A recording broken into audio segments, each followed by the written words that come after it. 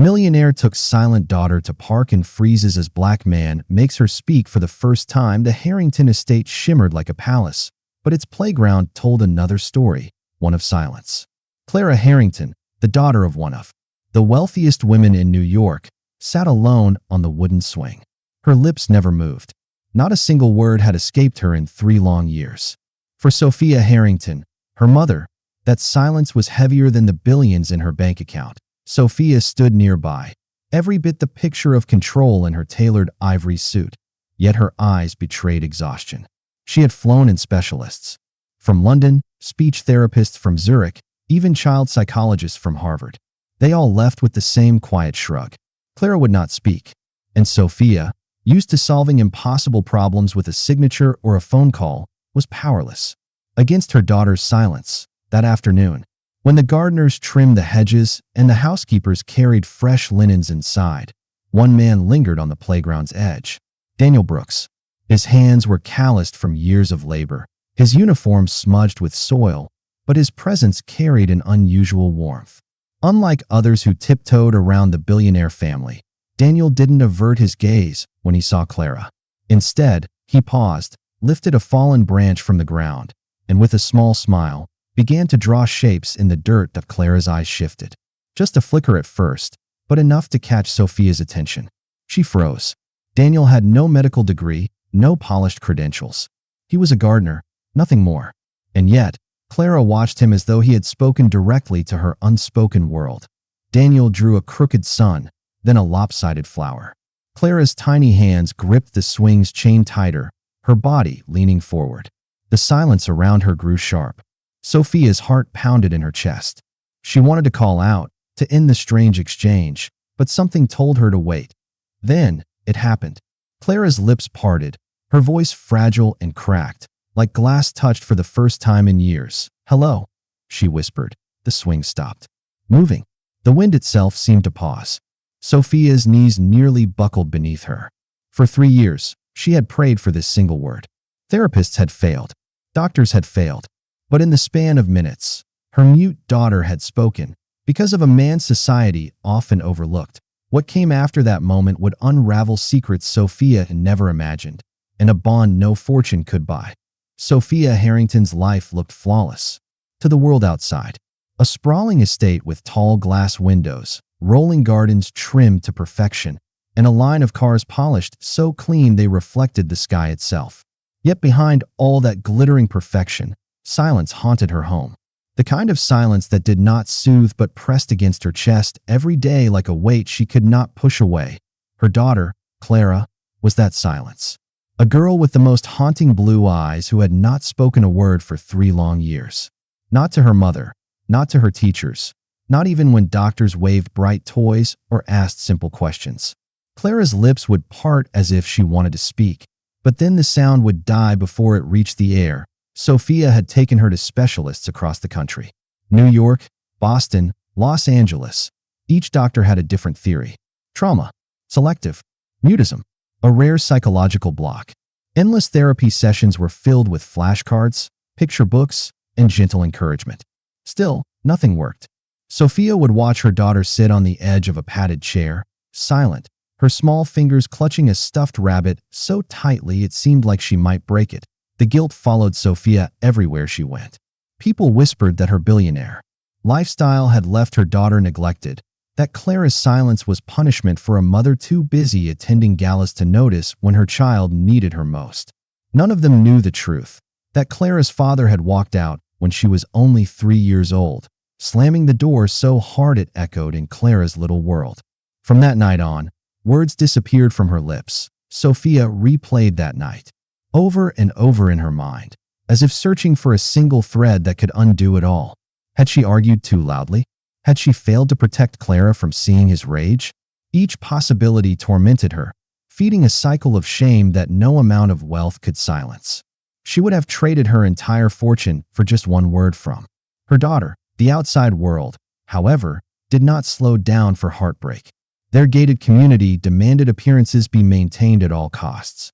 The Harrington estate was part of the exclusive Stonebridge enclave, a neighborhood that prided itself on perfection. Lawns were measured with rulers.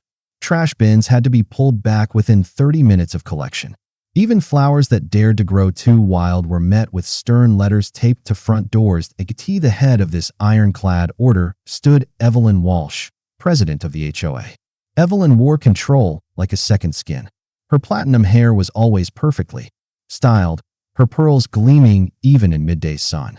She carried a clipboard at every community gathering, as though life itself was a checklist to be completed in neat handwriting. From the moment she noticed Daniel Brooks working in Sophia's garden, Evelyn's disapproval was unmistakable. Daniel, with his work-worn hands and plain clothes, did not fit her polished picture of what Stonebridge should look like. To her, he was just the gardener, someone who should know his place. She would pass him by without so much as a greeting, her eyes narrowing slightly whenever she caught him kneeling near the rose bushes or hauling tools across the lawn. Daniel did not complain. He had learned long ago that people judged quickly when your skin was darker than the rest of the neighborhood. He was used to being overlooked, dismissed, and quietly excluded. What they did not know was the depth of his story. Daniel had grown up far from the manicured lawns of Stonebridge, in a neighborhood where cracked sidewalks and sirens were the soundtrack of daily life. His mother raised him alone, teaching him that dignity was not in wealth but in work done with pride. Gardening was more than a job for Daniel. It was a way to create beauty where there had once been neglect. Every trimmed hedge, every blooming flower carried a piece of the hope his mother had instilled in him. And though Evelyn Walsh might scoff at his presence, Sophia noticed something different. She noticed the patience in his hands, the calm way he moved through the garden, and, most importantly, the way Clara seemed to watch him whenever he was near. Clara's eyes followed Daniel in a way they never followed anyone else. She would sit quietly on the edge of the patio steps, clutching her rabbit, while Daniel worked. At first, Sophia thought it was nothing more than childish curiosity. But there was something else, an ease, a flicker of interest in her daughter's usually withdrawn face. Sophia began to wonder if Daniel carried something none of the therapists, doctors, or specialists had. Not credentials, not degrees, but something more elusive, an unspoken gentleness, the kind of presence that did not demand words but made silence feel safe. Still, Evelyn's disapproval lingered like a shadow. She had already hinted to Sophia that a billionaire of her stature should hire more professional help instead of keeping someone like him around. The comment burned in Sophia's chest, both because of the prejudice dripping from Evelyn's tone and because, deep down, she feared the HOA president's opinion could ripple into judgment from the entire community. Sophia found herself standing at a crossroads she had not expected. On one side, the suffocating expectations of Stonebridge, rules, appearances, and Evelyn Walsh's watchful eyes. On the other, a fragile connection forming between her silent daughter and the one man the neighborhood seemed determined to reject.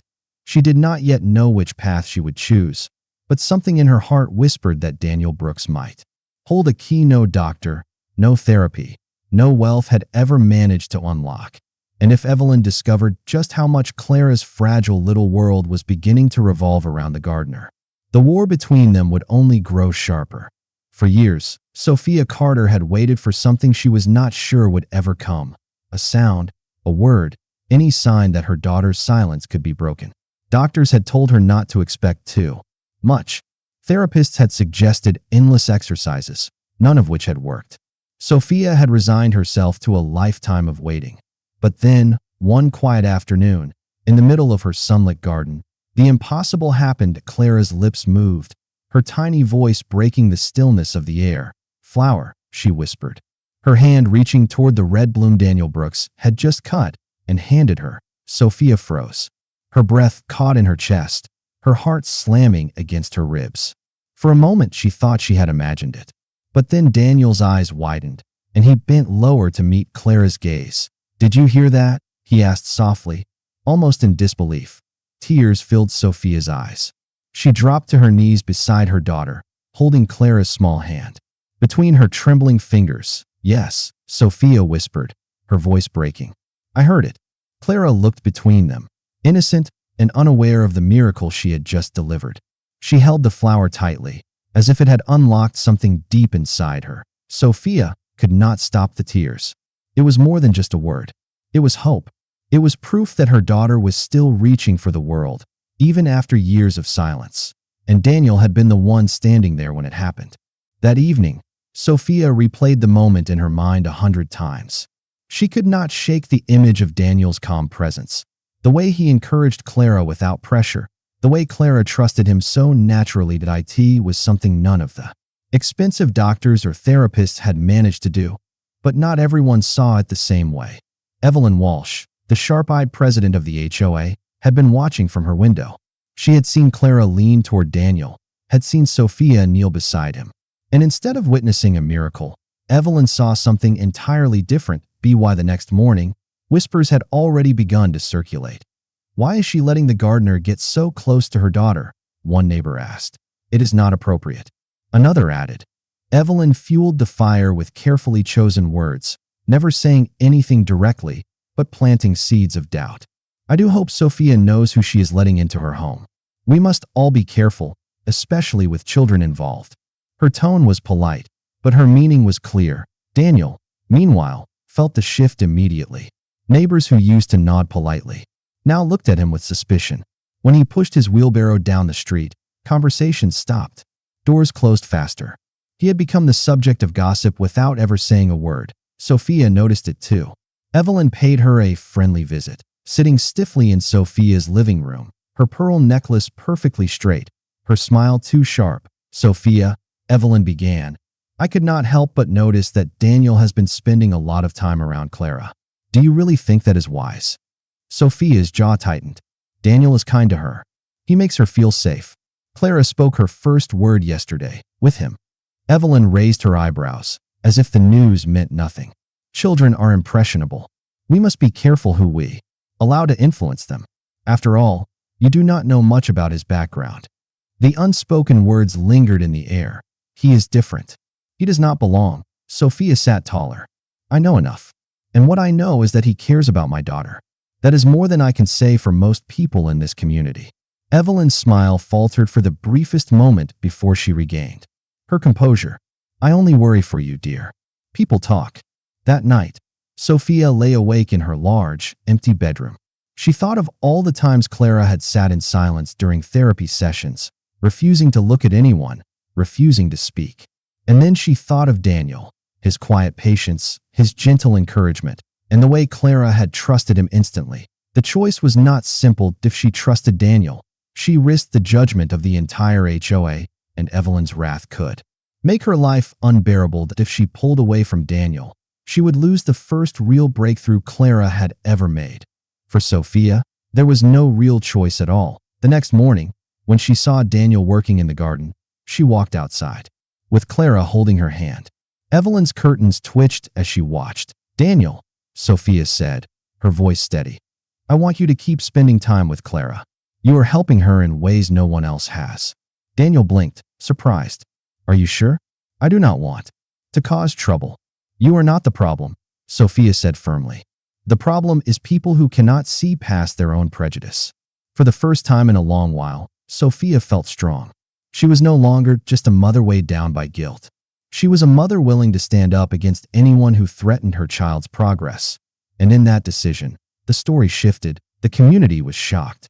The whispers grew louder. Evelyn tightened her grip on the neighborhood, determined to expose Daniel as untrustworthy. But Sophia's loyalty opened a new question, one she herself could not shake. Who was Daniel Brooks, really? Why did he connect with Clara in a way no one else ever had? The answers lay hidden in his past, a past that Evelyn was eager to uncover. And Sophia was just beginning to sense. The news of Clara's first word should have been a cause for celebration. For Sophia, it was nothing less than a miracle. For Daniel, it was a moment of quiet pride. And for Clara, it was the first step toward breaking free from the silence that had chained her for years. But in the neighborhood of Silverwood Estates, miracles were often met with suspicion. Evelyn Walsh had been the first to notice the bond between Clara and Daniel. To her, it was not beautiful or healing. It was dangerous. She had built her authority on rules, appearances, and a carefully maintained image of order. And Daniel Brooks, a gardener with calloused hands and a past she did not understand, was a crack in that image. At the next HOA meeting, she let her disapproval spill out.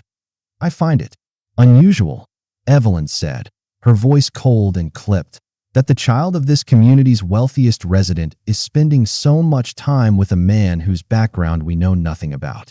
Has anyone considered the risks? The room grew quiet.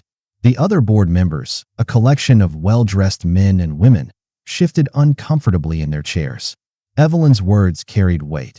Soon, whispers began spreading through the manicured streets of Silverwood. Did you hear? That gardener spends too much time with the billionaire's little girl. Someone told me he has a record. Men, like him, always hide something. Daniel heard these whispers when he trimmed hedges, when he watered lawns, when he walked past groups of neighbors who pretended not to look at him. Their stares grew longer, colder, but he said nothing. Instead, he began to quietly carry a small recorder in his pocket. He knew how fast rumors could destroy a man's life. If Evelyn or anyone else tried to twist his words, he wanted proof of the truth. Meanwhile, Clara was changing before everyone's eyes. At first, it was just small sounds: ball, bird, mama. But each time Daniel was near, she seemed braver, more willing to let the words out. She would point at the flowers he planted and whisper their names. She would laugh when he showed her how to blow dandelion seeds into the wind. Sophia watched these moments with tears in her eyes. She had spent years listening to specialists, chasing therapies, searching for answers. Yet this simple gardener, with no degree, no polished credentials, had done what doctors could not. But not everyone saw it that way. At the country club luncheon, the other mothers circled Sophia like sharks. Their smiles were painted on, but their words cut deep. It must be concerning, one of them said delicately, to have your daughter attached to a man like that. Children are so impressionable, another added. One has to be careful who they bond with. Evelyn's voice followed, dripping with false concern. Sophia, you are risking your daughter's safety and your own reputation. Is that truly wise? Sophia set down her glass, her fingers trembling. She had faced investors, hostile boards, and business rivals. But this was different. These women were her social circle, her supposed peers. And now, they were turning against her. Yet when she thought of Clara's small hand reaching for Daniel's, when she remembered the sound of her daughter's voice breaking through silence, the doubt in her heart turned into something stronger: defiance. I trust Daniel, she said firmly. Her voice was calm, but her eyes burned with a quiet fire. And I would rather risk your judgment than my daughter's happiness. The table fell silent. No one expected Sophia Carter, the reserved billionaire widow, to speak with such force. Evelyn's smile tightened, but she did not argue. Not then. Still, she was far from done. That evening, notices were placed in mailboxes across Silverwood. A special HOA vote was being called to review and restrict access of non-residents deemed inappropriate for the safety of the community. It was clear who the target was. When Daniel read the paper, he folded it slowly, his face unreadable. I have been through worse, he murmured to himself. But even as he said it, his chest tightened. He had fought to build a quiet life, away from the shadows of his past. Now those shadows were being dragged back into the open. Sophia saw the strain in his eyes. We will fight this, she told him. Daniel shook his head. People like Evelyn do not stop.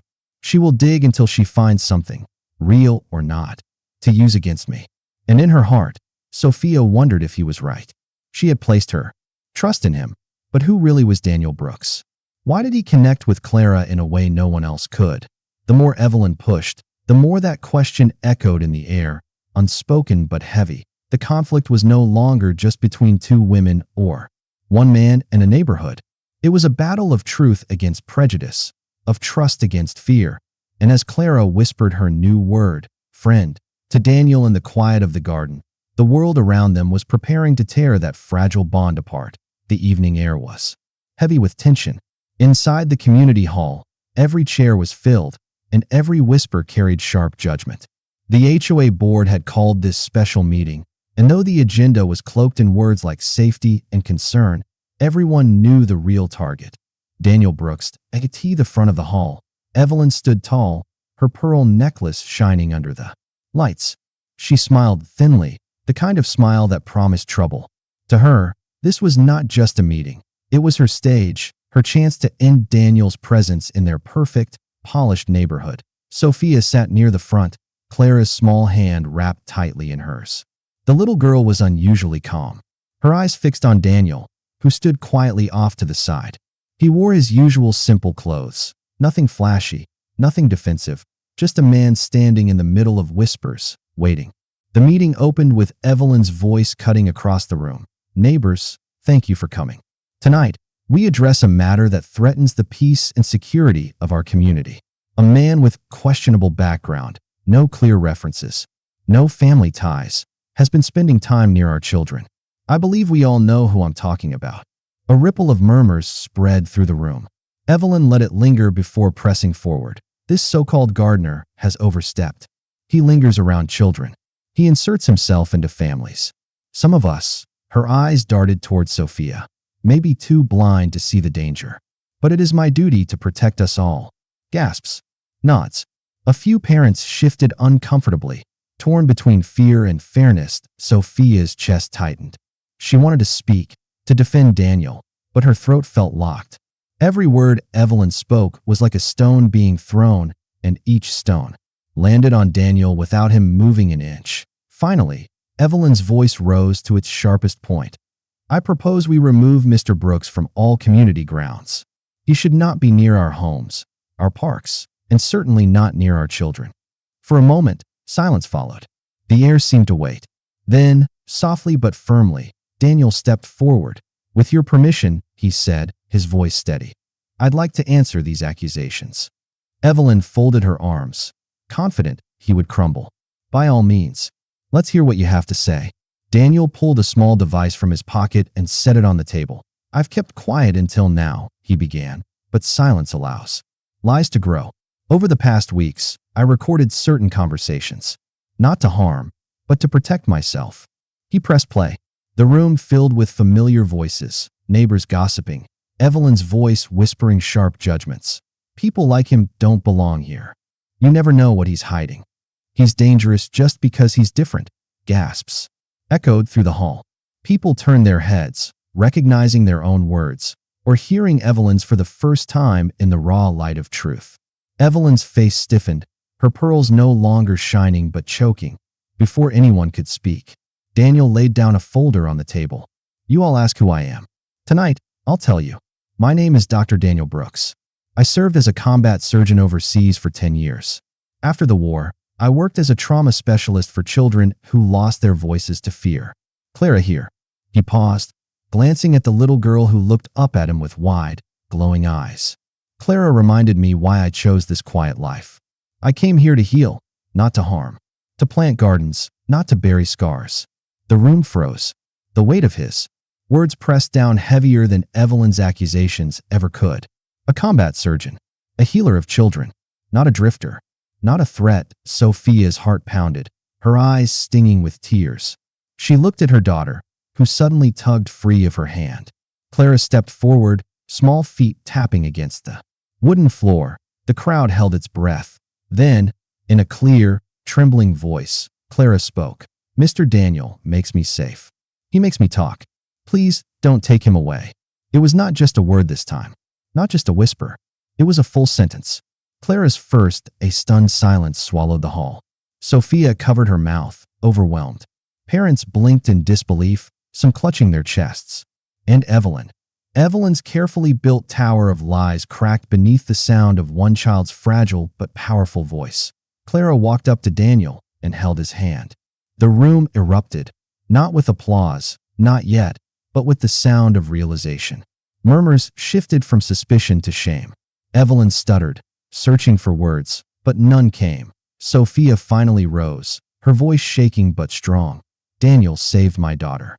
You can spread all the rumors you want, Evelyn, but the truth is right here. And everyone just heard it.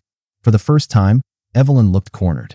Her allies avoided her eyes, suddenly unwilling to be tied to her venom. Daniel did not gloat. He did not smirk.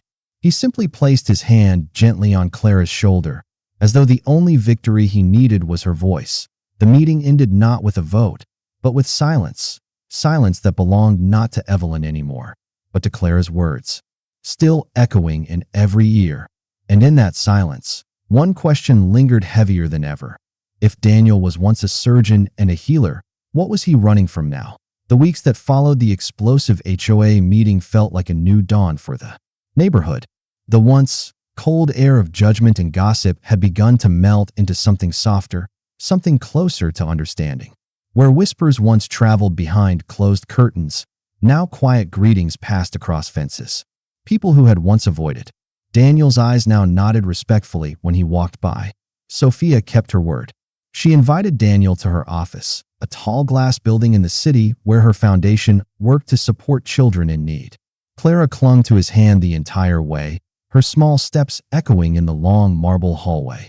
"Daniel," Sophia said. Once they sat in her office, her voice firm but warm. "I want you to be more than just part of this community. I want you to be part of my foundation. You have the skill, the heart, and the vision we need. Will you join us?" Daniel's eyes softened. He had once turned away from the world of titles and recognition, burying himself in soil and silence. But here was a chance, not for glory, not for pride, but for purpose. Slowly he nodded. "Yes, if I can help even one more child find their voice, then it is worth it." Clara, sitting on Sophia's lap, looked up at Daniel. She whispered clearly, "Stay." "Daniel." It was not just a word, it was a gift. Sophia's eyes shone with tears. For the first time in years, her daughter was finding the courage to speak. And she was choosing Daniel as her anchor. From that day, Daniel's role in the community began to transform. He worked with Sophia's foundation to design programs that brought children together. Children who were shy, children who were judged for their accents, children who carried invisible wounds. Daniel knew their struggles because he had seen far worse in war zones. His methods were simple but powerful: patience, kindness, and listening. Every Saturday, he gathered families at the park. At first, parents were hesitant. Some still carried Evelyn's poison in their minds. But when they saw Clara laughing with other children, stringing words together that once seemed locked away, their doubts began to crumble. One evening, Sophia stood at the edge of the park and watched her daughter playing a word game with 3 other children. Daniel was guiding them, gently correcting, celebrating small victories. For Sophia, the sight was nothing short of miraculous. Meanwhile, Evelyn's empire of control fell apart piece by piece. After Daniel exposed her at the meeting, many neighbors turned their backs on her. The HOA voted her out of the presidency, stripping away the power she had held for years. Invitations to luncheons dried up. The women who once followed her lead now avoided her, embarrassed by the cruelty they had supported. Evelyn's house, once the center of neighborhood authority, became a lonely island. Sophia encountered her once outside the cafe. Evelyn looked older, her shoulders sagging under the weight of defeat. She muttered something bitter, but Sophia only gave a calm smile and walked past. There was no need for anger anymore. Evelyn had written her own downfall. Daniel, however, never gloated. He continued his work quietly, the same way he had once planted gardens. For him, the real victory was Clara's progress. Week by week, her sentences grew longer. She told him about her dreams, about the games she wanted to play, even about the birds she liked to watch in the morning. Each word was a step toward freedom, and Daniel celebrated every one. Sophia, once bound by fear of judgment, felt anew, strength growing inside her. She no longer cared about whispers at dinner parties or sharp glances from other mothers. Her daughter's voice mattered more than any approval from strangers. And in Daniel, she had found not just an ally, but a friend she could trust completely. The community, too, began to change. Families who once judged by skin or status started to open their eyes. They realized that the man they had dismissed as just a gardener was the very person teaching their children courage. Slowly, fences lowered, and kindness began to replace suspicion. On a warm Sunday morning, Sophia and Daniel walked together through the neighborhood. Clara skipped ahead, laughing, her words ringing clear. Daniel paused, looking around at the children playing, the families gathered without fear. "This," he said quietly, "is what peace feels like." Sophia smiled at him. "And it started with you." Daniel shook his head. "No, it started with a little girl who refused to give up." Clara turned back then, calling out a full sentence, her voice strong and sure. "Come on, Mama. Come on, Daniel." And in that moment, Sophia knew their lives had been rewritten forever. 6 months had passed, and the once divided neighborhood now carried a different spirit. What began as tension had transformed into something far brighter. The inclusion program Daniel created was thriving. Children who once hid in silence or fear now found space to grow. Some painted, some read aloud, others played without hesitation. Laughter echoed in corners of the community that used to feel heavy. At the heart of this change stood the small park that had once been a battlefield of prejudice. Now, a new sign shimmered in the sunlight. Brooks Community Garden. Families gathered around when it was unveiled, clapping as Daniel's name was spoken with respect. He tried to step back, not used to such attention, but the crowd pulled him forward. They wanted him to see what he had built, not alone, but by sparking a change. In all of them, Sophia watched it all with quiet gratitude. She glanced at Clara, who was running across the grass with a group of children. For the first time, her daughter was not just observing, she was leading. Clara's words spilled out with ease as she shared stories with her friends. Her voice, once fragile and hidden, now rang with clarity and joy. Sophia's eyes filled with tears, not of sorrow, but of relief. She whispered, "Thank you, Daniel," though he stood across the field, unaware she had spoken, among the crowd. Evelyn appeared, but she was not dressed in her usual elegant attire, nor was she standing with her former allies. Instead, she bent down to pick up wrappers near the benches, silently dropping them into a trash bag. It was not a punishment ordered by anyone, but rather the quiet task she had chosen, or perhaps been left with, after losing the community's trust. People walked past her, no longer fearing her sharp words, no longer bowing to her authority. She was simply another resident now, stripped of power, a shadow of the figure she once was. As the sun dipped lower, casting a golden glow over the garden, Daniel stood beneath the new sign. For a moment, he allowed himself to take it in. The laughter, the growth, the acceptance. This was what he had always fought for, in war and in peace. A chance for people to be seen for who they truly were. Sophia joined him, her hand resting gently on his arm. "Miracles," she said softly, her eyes fixed on Clara's bright smile, "often come from the most unexpected people." Daniel gave a quiet nod. He needed no applause, no title. The garden, the children, and the renewed hope in every family. That was enough. And in that moment, the neighborhood knew appearances could lie, but the heart never did.